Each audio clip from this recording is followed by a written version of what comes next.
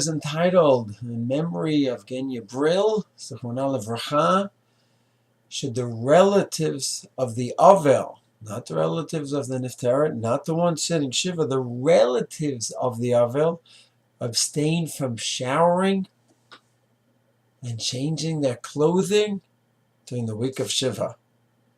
Sounds like a strange question, especially since in the previous year we addressed it already. In the previous year, we already learned the Shulchan Aruch paskins that the relatives of the Availim should sit Shiva with the Availim, which means all the spouses of the Availim, the children of the Availim, should sit Shiva when they're together with the Availim. They should sit on the floor with the Availim. And should even have ripped clothing with the Availim. However, the Ramah says we don't do that. So we already discussed this.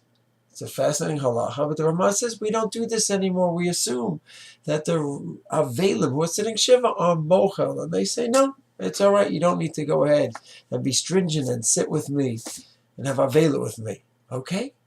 So why do I raise a new question? Should these relatives go ahead and abstain from showering and from putting on new clothing? The reason is because in Yoredeya Shenayin Dalid, when the Ramah says that we don't have this minhag anymore of the relatives sitting Shiva with the Availim, he goes on to say, but they have ktsat avelot, meaning they don't shower and change clothing until after Shabbat.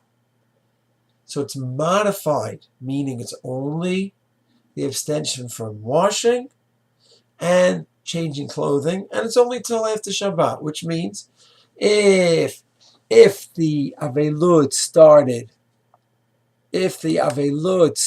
on a Monday, so from Monday to Saturday night. If it started on a Friday till Saturday night.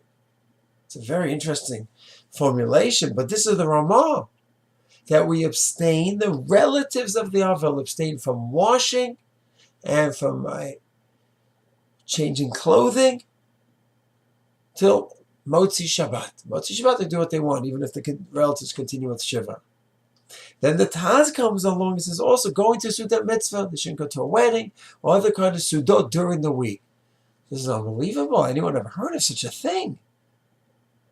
This is the Ramah, the Taz, Shach, they all seem to accept it. So there are those that abstain from this. And will abstain, certainly from a nice, hot, long shower. Or just enjoy themselves. Some would say no. And will not take a shower, or will take a quick shower, like a 9 days kind of shower. A quick one, just to wash off the dirt, the sweat, and that's it. And abstain from Mechitza Shel Tanuk. And some will abstain from changing clothing as well, unless there's a Kavod HaBriyut issue. And some will abstain from going to a wedding during that time. Now the Aruch HaShulchan does say in Yoredeya Shenayin Dal, there are those that don't have this custom.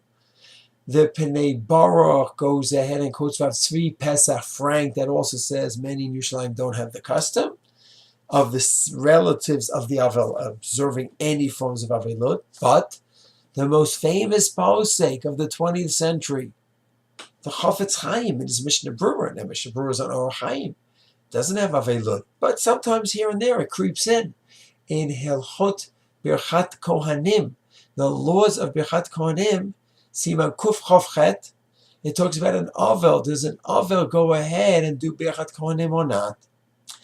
And the Shahar Tziyun says in Kuf Chof Vav, Siman Kuf Chof Chet, Seif Katan Kuf Chof Vav says that these restrictions of not performing Birchat Kohanim don't apply to the relatives of the Aveilim, even though they do have some restrictions of Avelut during the week, which seems to say that the Mishnah Berurah does hold by this. So this is a serious thing.